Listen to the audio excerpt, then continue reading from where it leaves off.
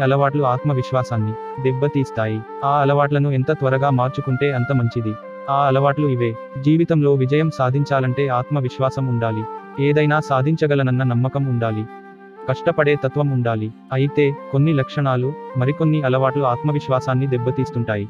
వాటిని గుర్తించి తొలగించుకోవడం అవసరం. మనపై ప్రతికూల దృక్పథం కలిగి ఉన్న వ్యక్తులు నిరంతరం మన చుట్టూ ఉన్నప్పుడు, మన చుట్టూ ఉన్నవారు మనల్ని ఎప్పుడూ విమర్శిస్తూ ఉన్నప్పుడు, మనకు తగినంత సామర్థ్యం లేదని మనం భావించడం ప్రారంభిస్తాం. ఆచరణ సాధ్యం కాని లక్ష్యాలను ఏర్పరచుకున్నప్పుడు వాటిని సాధించడం కష్టమవుతుంది. దాంతో మన ఆత్మవిశ్వాసం తగ్గుతుంది. అందువల్ల ఆచరణ సాధ్యమైన లక్ష్యాలనే పెట్టుకోవాలి. ప్రతి ఒక్కరికి వారి స్వంత వ్యక్తిత్వం, సొంత లక్ష్యం ఉంటాయి.